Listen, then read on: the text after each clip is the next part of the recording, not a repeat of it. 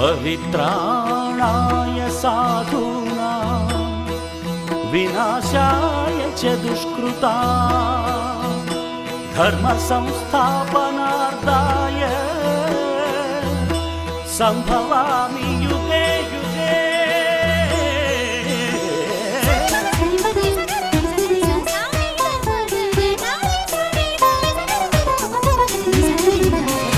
உலகினில் மனிதன் வாழும் வரை ஒவ்வொரு நாளும் தர்மயுத்தம் சுற்றிடும் பூமி ஓயும் வரை ஓய்வின்றி நடந்திடும் தர்மயுத்தம்।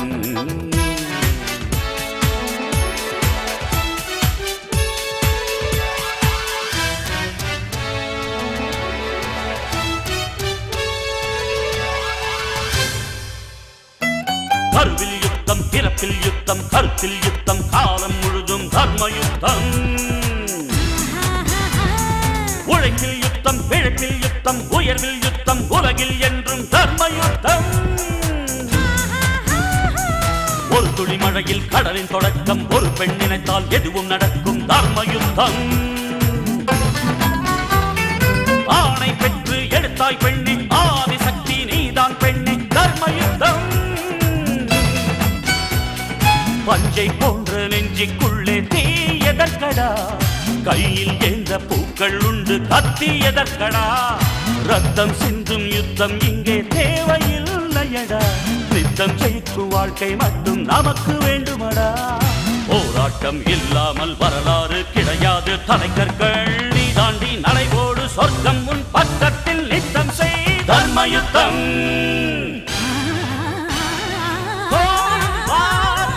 Battle of war, man to man, daily ego war, cold war, it's a slow poison, country to country, it happens often।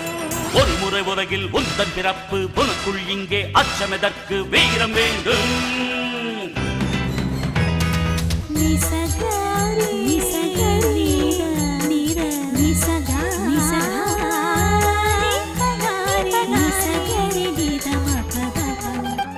மனிதனுக்குள் கடவுள் உண்டு, தேடி பாரடா,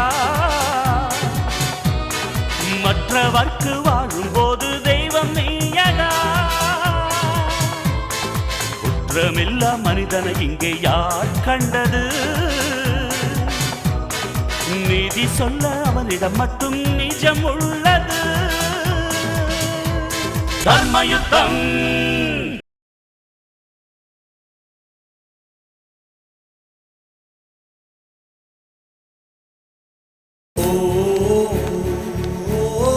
வணக்கம் சார். வணக்கம். அப்பாவை பார்க்கலாமா? நீங்க அவரை பார்க்கலாம், அவரால் உங்களை பார்க்க முடியாது. அவர் கான்ஷியஸ்லேயே இல்லை, கோமா ஸ்டேஜில் இருக்கார். Sorry sir. யார் வருத்தப்பட்டு என்ன பண்றது? நான் நினைக்கிறேன் அவர் நிறைய உழைச்சிட்டாருன்னு. உடல் உழைப்பை விட மூளை உழைப்பு அதிகம். அதான் மூளை ஓய்வெடுக்கட்டும்னு கடவுள் அவரை கோமா ஸ்டேஜில் படுக்க வச்சுட்டார். சார், நீங்கள் எல்லாரும் நினைக்கிற மாதிரி உங்கள் அப்பாவோட இந்த நிலைமைக்கு காரணம் பைரவி இல்லை.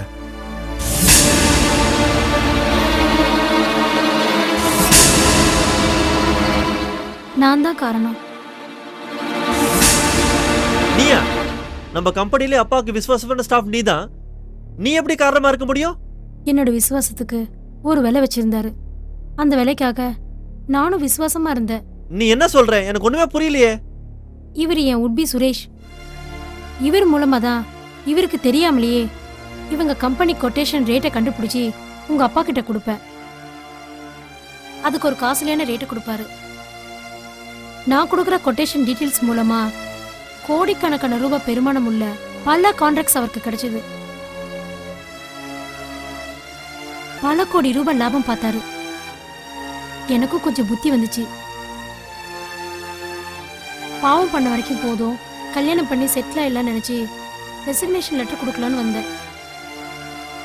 கல்பனோட ரெசிக்னேஷன் லெட்டர் ஏற்றுக்காதோட கல்பனா கம்பெனியை விட்டு வெளியே போனா எல்லா உண்மையும் வெளியே போயிடுன்னு அவர் கல்பனாவை கொலை பண்ண முயற்சி பண்ணியிருக்காரு.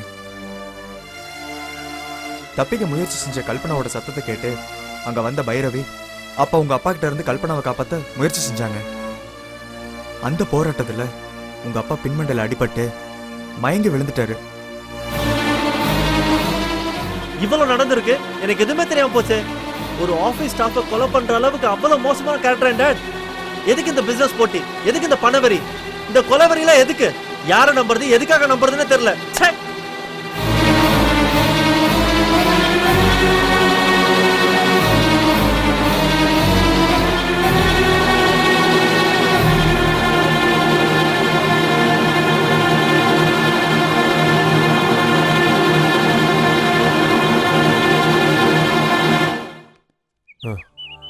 இந்த ஏரியால ஆட்டோவே கிடைக்க மாட்டேங்குது. ஆட்டோ இல்லாட்டி என்ன, 4 ஸ்டாப் தானே, பஸ்லயே போயிடலாம்.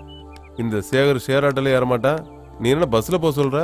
கபார், கையில 10 பைசா இல்லைன்னா கூட பரவாயில்ல, ராயில வாழ்ந்து பழகிட்டேன். பானு வித் சில்வர் ஸ்பூன், அவ்வளவு ஈஸியா நான் மாத்திக்க முடியாது. Auto auto.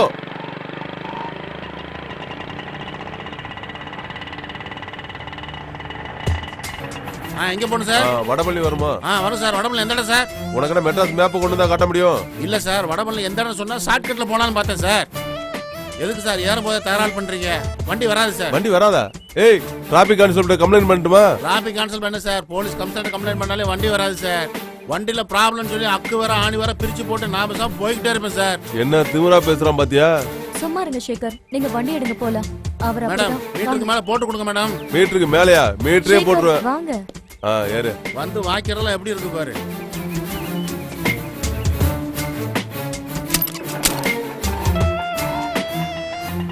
வாயை வச்சுக்கிட்டு சும்மா இருக்க மாட்டியா? எங்க போனாலும் வம்பு இழுக்கிற. ஏன் இப்படி பண்ற? இங்க பாரு, என்ன பண்ண சொல்ற? சிங்கப்பூர் டாலரா இறச்ச கையே இன்னைக்கு 50க்கு 100க்கு கையேந்த வேண்டி இருக்கு. அட ஏன் சார் பழசெல்லாம் நினைச்சு ஃபீல் பண்ணிட்டு இருக்க? விட்டு தள்ளு சார். ஏய், வண்டியை நேரா பார்த்து ஓட்டு. அட்வைஸ்லாம் அப்புறம்.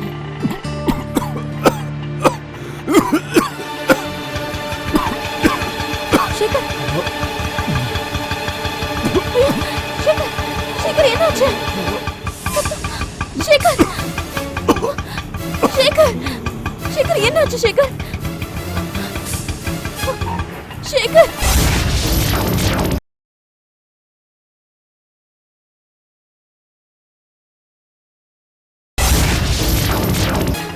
ஹாஸ்பிடலுக்கு போப்பா. சரிம்மா. சீக்கிரம்.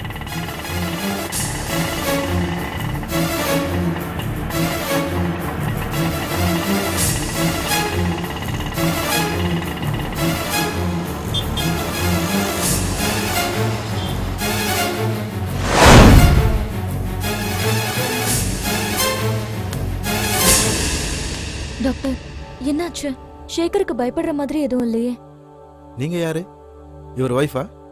இல்ல டாக்டர், சேகருக்கு என்னாச்சுன்னு சொல்லுங்க. இந்த விஷயத்தை நேரடியா பேஷண்ட் கிட்ட பேச முடியாது. அவர் ஒய்ஃபோ இல்ல க்ளோஸ் ரிலேட்டிவ் கிட்ட தான் பேச முடியும். நான் சேகரோட க்ளோஸ் ஃப்ரெண்டு தான். மனசை திடப்படுத்திக்கங்க. I am sorry to say this. Mister சேகருக்கு பிளட் கேன்சர். டாக்டர், என்ன டாக்டர் சொல்றீங்க? இவர் ரத்த புற்றுநோயில பாதிக்கப்பட்டிருக்காரு. அப்படின்னா சேகருக்கு? இதை பாருங்க மேடம், ஃபால் சோப் கொடுக்க நான் விரும்பல. மிஞ்சி போனா 6 மாசமோ 1 வருஷமோ தான். Doctor, I am sorry, it is incurable.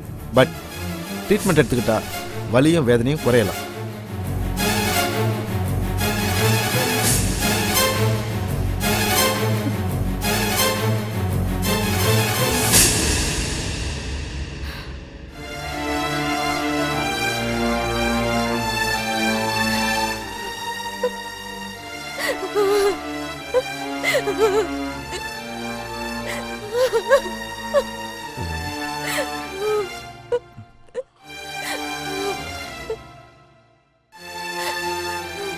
ஏன் என்னாச்சு? ஏன் கண்களுங்கிற? ஒண்ணும் இல்ல. ஒண்ணும் இல்லையா? இல்ல ஒண்ணுமே இல்லையா? என்ன சேகர் சொல்ற? எனக்கு எப்படி உண்மை பேசி பழக்கம் இல்லையோ அதே மாதிரி உனக்கு பொய் பேசி பழக்கம் இல்லை. டாக்டர் என்ன சொன்னாரு? டாக்டர் ஏதோ சாப்பிட்டது ஒத்துக்கல, ஃபுட் அலர்ஜி, அதான் உனக்கு வாமிட்னு சொன்னாரு. ஃபுட் அலர்ஜினா ஃபுட் வாமிட் வரும், பிளட் வாமிட் வருமா? அது அல்சர், வயத்துல பொண்ணு, அதான் பிளட் வாமிட் வந்திருக்கு. நீ நினைக்கிற மாதிரி ஒண்ணுமே இல்ல. நான் ஒண்ணுமே நினைக்கலையே. ம், அதெல்லாம் சேகர், நீ டாக்டர் கிட்ட பேச ஆரம்பிக்கும் போதே நான் கண்ணு முடிச்சிட்டேன். நீ மயக்கத்துல இருந்ததுனால உனக்கு சரியா தெரியாது. ஆக்சுவலா டாக்டர் என்ன சொன்னாருன்னா, பிளட் கேன்சர்னு சொன்னாரு. மிஞ்சி போன 6 மாசமோ 1 வருஷமோ குணப்படுத்தவே முடியாதுனாரு. I correct? மத்தவங்களுக்காக மனுஷன் பண்ற சீனை விட மனுஷனுக்காக கடவுள் பண்ற சீனை யாராலையும் மாத்த முடியாது. லக்ஷ்மி நம்பணுங்கிறதுக்காக ரத்த வாந்தி எடுக்கிற மாதிரி நடிச்சு பிளட் கேன்சர்னு போய் சொன்னேன். இப்ப அது நிஜமாவே வந்துடுச்சு. எண்ணம் போல வாழ்வுன்னு சொல்லுவாங்க. உன் கெட்ட எண்ணம் போலவே உன் வாழ்வு அமைஞ்சிடுச்சு. உன்னை புண்படுத்துறதுக்காக நான் இதை சொல்லல. நீ செத்துட்டா உன்னை பொறுத்த வரைக்கும் எல்லாமே முடிஞ்சு போயிடும். ஆனா இந்த வேதனை சாகுற வரைக்கும் என்னை சாகடிச்சுக்கிட்டே இருக்கும். வாழ்க்கையில எல்லாமே முடிஞ்சு போயிடுச்சுன்னு நான் நினைச்சேன். ஆனா உன்னை சந்திச்ச பிறகு வாழ்க்கைய ஆரம்பிச்சிருக்குன்னு நினைச்சேன். வாழ்க்கையில நொந்து போன நம்ம 2 பேரும் ஒருத்தருக்கு ஒருத்தர் ஆறுதலா வாழ ஆரம்பிக்கலாம்னு நினைக்கும் போது அந்த வாழ்க்கைக்கு ஒரு முற்றுப்புள்ளி வைக்க வேண்டிய நிலைமை வந்துடுச்சு. நானும் தப்பு பண்ணிருக்கேன். ஆனா தப்புன்னு தெரிஞ்சதும் அதை திருத்திக்கிட்டேன். ஆனா நீ திருந்தணும்னு நினைச்சது கூட இல்லையே. ஒரு நல்ல குடும்பத்துல மகளா பிறந்து நல்லா படிச்சு நல்லா வளர்ந்த. அப்படி இருக்கும்போது எல்லார் மாதிரியும் வயசுல வர வேண்டிய காதல் எனக்கு வந்துச்சு. வழக்கம் போல எதிர்ப்பும் வந்துச்சு. 20 வருஷமா வளர்த்த அப்பா அம்மாவை தூக்கி எரிஞ்சிட்டு 2 மாசமா பழகின ஒருத்தனை நம்பி ஏமாந்து வீட்டை விட்டு போனேன். தாலி கட்டாமலே வாழ்ந்தேன். தாலி கட்டி பொண்டாட்டி யாக்குன்னு கேட்டப்போ கூப்பிட்டதும் ஓடி வந்தவளை நம்பி தாலி கட்ட முடியுமா? பெத்த அப்பா அம்மாவை விட்டுட்டு என் கூட ஓடி வந்தியே. என்ன விட்டுட்டு இன்னொருத்தனோட ஓட மாட்டேன்னு என்ன நிச்சயம்னு கேட்டான். அந்த பொறுக்கி கேட்ட கேள்வி எனக்குள்ள பொறுப்பை விதைச்சது. மானந்தான் பெருசுன்னு அவனை உதறி தள்ளிட்டு வந்துட்டேன். உன்னை சந்திச்சதுக்கு அப்புறம் தான் ஒரு சின்ன நம்பிக்கை வந்துச்சு. வாழ்க்கை துணையா இல்லைனாலும் வழி துணையாவது வாழ்ந்து முடிச்சிடலான்னு நினைச்சேன். இப்ப அதுக்கும் வழி இல்லாம போயிடுச்சு.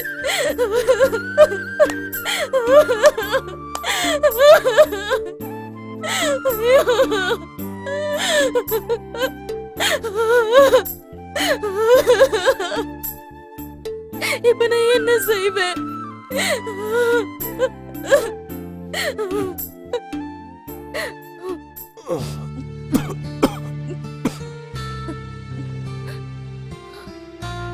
நான் எத்தனையோ பேரை ஏமாத்திருக்கேன். அப்பெல்லாம் ஏமாந்தவங்களோட வழி எனக்கு தெரியல. ஆனா உன்னை இப்போ ஒரேடி ஏமாத்திட்டு போறேன்னு நினைக்கும் போது அந்த வழி எனக்கு தெரியுது. கெட்டவனா பிறந்து கெட்டவனாவே வளர்ந்து கெட்டவனாவே வாழ்ந்தனா சாகும்போது கூட நல்லவனை வாழக்கூடாதுன்னு அன்னைக்கு லட்சுமிகிட்ட பொய்யா கேட்டேன். இன்னைக்கு உங்ககிட்ட உண்மையாவே கேட்குறேன். சாகும்போது நல்லவனா சாகக்கூடாதா? வாழும்போது சாகுற பத்தி நினைப்பே வரல. சாக போகும்போது வாழணுங்கிற எண்ணமும் ஆசையும் அதிகமாகுது. என் வாழ்நாளில் ஒரு நாள் கூட யாருக்கும் பிரயோஜனப்படாம எனக்கும் பிரயோஜனப்படாம போயிடுச்சு. காலம் பொன் போன்றதுன்னு சொல்லுவாங்க. அந்த காலத்தை நான் மண் போல கூட மதிக்கல. ஒரு நாள் கூட அன்பும் ஆதரவும் இல்லாட்டி கூட யாருக்கும் ஆறுதல வாழவே இல்லை. அப்பா அம்மா சித்தி தம்பி தங்கச்சிங்க எல்லாரும் என்ன ஒரு அவமான சின்னமா பார்த்தாங்க. ஒரு நாள் கூட நான் அவங்கள சிரிக்க வச்சு பார்த்ததே இல்லை. அவங்க கண்ணீர் சிந்துனாங்க. அந்த கண்ணீருக்கு பதிலா நான் இப்போ ரத்தம் சிந்துறேன். ஒரு கொள்ளைக்கட்டையால தீபத்தை ஏத்த முடியாது. ஒரு தீபத்தால தான் இன்னொரு தீபத்தை ஏத்த முடியும்.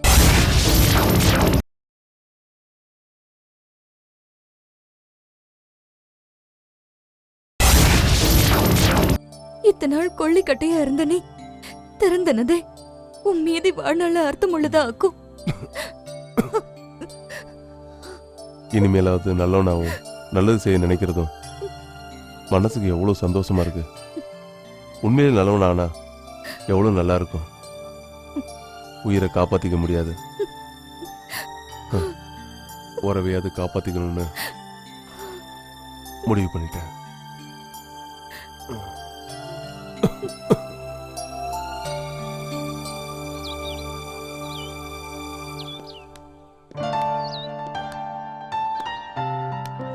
கல்பனா, ஏன் ரொம்ப டல்லா இருக்க? என் மனசே சரியில்லைங்க. சந்தோஷமான நியூஸ் உனக்கு சொல்ல போறேன். என்னங்க? நம்ம கல்யாணம் அடுத்த வாரமே, ஓகேவா? நீங்க உங்க பாஸ் பிரச்சனைக்காக நம்ம மேரேஜை தள்ளி போட்டீங்க. ஆனா பைரவிக்கு என்னால ஏற்பட்ட நிலைமையை நினைச்சு நம்ம கல்யாணத்தை தள்ளி போடலான்னு முடிவே பண்ணிட்டேன். என்ன சொல்ற கல்பனா? எப்ப பைரவி ரிலீஸ் ஆறாங்களோ அப்பதான் நம்ம மேரேஜ். ஓ முடிவா தானா? என் முடிவா தான். விட்டு கொடுத்து வாழ்றதான் வாழ்க்கை. அது இப்போ இருந்து ஸ்டார்ட் ஆகட்டுமே. ஆமா, பைரவி நீ போய் பாத்துட்டு வந்தியா? இன்னும் இல்ல. தேவையில்லாம ஏதாவது விசாரிப்பாங்களோன்னு நான் போய் பார்க்கல. கல்பனா, பைரவிக்கு உன்னை பத்தி நல்லாவே தெரியும். நீ எதையும் கவலைப்படாம அவங்கள போய் மீட் பண்ணிட்டு வா. முடிஞ்ச நானும் அவங்கள போய் பாக்குறேன். சரி வா போலாம்.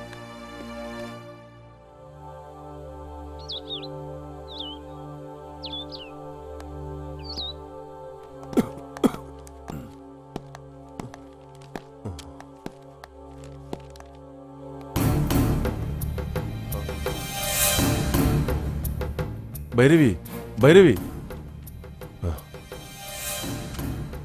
என் முகத்துல கூட நீ முழிக்க மாட்டேன்னு எனக்கு நல்லா தெரியும். போலீஸ் உன்னை அரெஸ்ட் பண்ணிட்டாங்கன்னு கேள்விப்பட்டதும் என் மனசு தாங்கல. என்ன இருந்தாலும் ஒரே ரத்தம்ல. ஓஹோ, ஒரே ரத்தம். ரத்தம் ரத்த வடை பிடிச்சு வந்திருக்கியா? நீ நினைக்கிற மாதிரி இப்போ நான் இல்ல பைரவி. ஆமா, நான் நினைக்கிற மாதிரி நீ இல்ல. அப்படி இருந்திருந்தனா என் வாழ்க்கை, ஓ வாழ்க்கை, ஏன் எல்லார் வாழ்க்கையுமே நல்லா இருந்திருக்குமேடா. பைரவி ப்ளீஸ், நீ என்ன நம்பாட்டியும் பரவாயில்ல. நீ என்ன நம்ப மாட்டேன்னு தெரியும். ஆனா உனக்கு ஒரு ஆபத்துனா நான் உன்னை அப்படியே அம்போன்னு விட்டுட்டு போற ஆள் இல்ல. என்ன நடந்ததுன்னு உண்மையை சொல்லு. ஒரு வக்கீலுக்கு ஏற்பாடு பண்றேன். உன்னை பெயில் எடுக்க வழி பார்ப்போம் ப்ளீஸ். என்னது? நீ வக்கீல ஏற்பாடு பண்ணி என்ன ஜாமீன்ல எடுக்க போறியா? சும்மா சொல்லாத. என்ன ஜெயில பாக்குறது உனக்கு சந்தோஷம் தானே? ப்ளீஸ் பைரவி, தயவு செஞ்சு என்ன புரிஞ்சுக்க. இது பாரு, 20 வருஷமா உன்னை இன்ச் பை இன்ச்சா நான் புரிஞ்சு வச்சிருக்கேன். இனிமே புதுசா புரிஞ்சுக்கிறதுக்கு ஒண்ணுமே இல்ல. உன்னால என்ன எந்த அளவுக்கு டார்ச்சர் பண்ண முடியுமோ அந்த அளவுக்கு நீ என்ன டார்ச்சர் பண்ணிருக்க. இப்ப நான் குற்றவாளியா ஜெயிலுக்கு வந்து கைதியா இருக்கிறத பாக்க உனக்கு சந்தோஷமா இருக்குல்ல? அத பாத்துட்டு போலான்னு தானே வந்தேன். பாரு, சந்தோஷப்படு. ஏய், நீ எல்லாம் ஒரு பொம்பளையா? இவெல்லாம் ஒரு மனுஷனுக்கு இவ பின்னாடி சுத்திட்டு இருக்க. இவரை மனுஷனாக்கணும்னு இவர் பின்னாடி சுத்தின. ஆனா அந்த ஆண்டவனே மனுஷனாக்கிட்டான். திடீர்னு ரத்த வாந்தி எடுத்து சேகர் மயக்கம் அடிச்சு விழுந்துட்டாரு. ஹாஸ்பிட்டல்ல அட்மிட் பண்ணி பார்க்கும்போது டாக்டர் சேகருக்கு பிளட் கேன்சர்னு கன்ஃபார்ம் பண்ணிட்டாரு. நான் சொல்றது எல்லாமே உண்மை.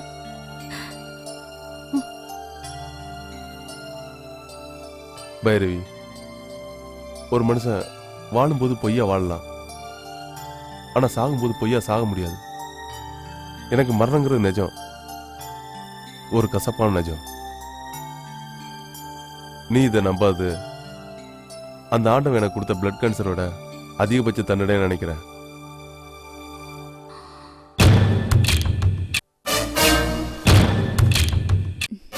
நீ என்ன நடிச்சாலும் எனக்கு நம்பிக்கை வராது.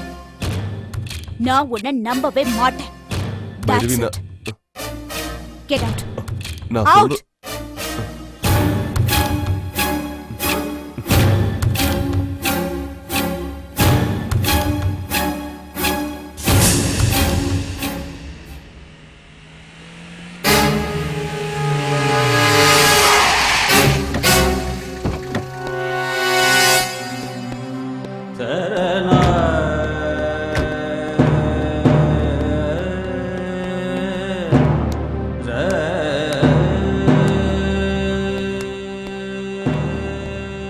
சார், ஜட்ஜ் இன்னும் வரல. எந்த கேஸ் முதல்ல ஹியரிங் வருதுன்னு தெரியல. உங்களுக்கு சாப்பிட டிஃபன் ஏதாவது ஏற்பாடு பண்ணட்டுமா சார்? வேணாம். ஓகே சார், நீங்கள் வெயிட் பண்ணுங்க.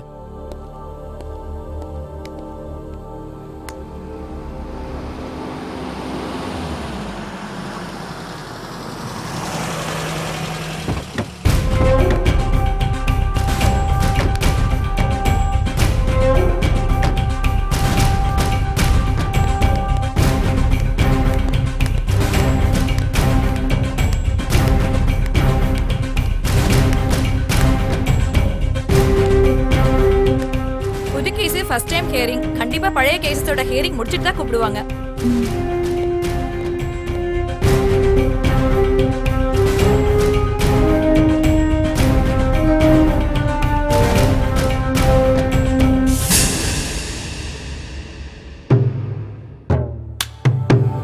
தலைவரை எப்படா வெளியே விடுவாங்க? டேய் தலைவர் வெளியில வரலனா வக்கீல போட்டுற வேண்டியதாண்டா. டேய் வக்கீல போட்டு தள்ளிட்டா போராட்டம், கோர்ட் புறக்கணிப்பு, கோர்ட்டே லீவுன்னு ஆயிடும். அப்புறம் தலைவர் உள்ளதாண்டா இருக்கணும். ஓ அப்படியா? ஆளை பார்த்தா நல்ல பர்சனாலிட்டியா தான் இருக்குது. இது எதுக்கு கோர்ட்டுக்கு வந்திருக்குது? டேய் அதெல்லாம் உனக்கு புரியாதுடா, பல்லானா கேசுறாது. என்ன ஏதாவது ஃபோர்ஜரியா இருக்கும்? எவன் இடத்தை எவனுக்கு வித்ததோ இல்ல வேற மாதிரி ஏதாவது இருக்குமோ? ஹேய், முன்ன பின்ன தெரியாத பொண்ணை பத்தி இப்படி கேவலமா பேசுறீங்களே, உங்களுக்கு வெக்கமா இல்ல? ஏண்டா அப்படி அசிங்கமா பேசுறீங்க? ச்சே. ஒரு பொண்ணு கோர்ட்டுக்கு வந்துட்டு என்ன வேணாலும் பேசுவீங்களா? உங்க அம்மாவும் ஒரு பொம்பளை தானே, அவங்கள இந்த மாதிரி நீங்க கேவலமா பேசுவீங்களா? எத்தனை லேடிஸ் வக்கீலா இருக்காங்க, IAS IPS ஆபீசர்ஸ் எல்லாத்துலயும் லேடிஸ் இருக்காங்க. உங்களுக்கு இதெல்லாம் எங்கடா புரியும்? உருட்டு கட்டையும் கத்தியும் நம்பி வாடுற உங்களுக்கு நியாய அநியாயத்தை பத்தி என்ன தெரியும்? காசு வாங்கிட்டு கைய வெட்டுறது காலை வெட்டுறது அதுதான் உங்க வேலை. போங்கடா.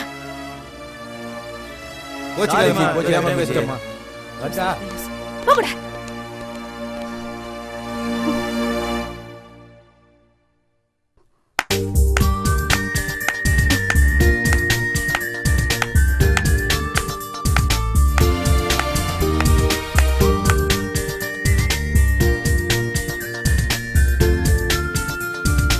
ஹலோ, என்ன வாய்ஸ் எங்கேருந்து வருதுன்னு தெரியுங்களா?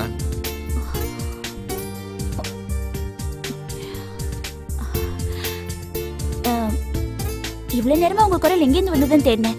உங்க குரல் எனக்கு தெரியல. நீங்க யாருன்னு சொல்லுங்க. நானும் உங்களை மாதிரி ஒரு விசாரணை கைதி தான். இப்ப தெரிஞ்சுக்கிட்டேன், சொல்லுங்க. உங்களை பத்தி அந்த ரவுடிங்க பேசினதையும் அதுக்கு நீங்க பதில் சொன்னதையும் நான் கேட்டேன்.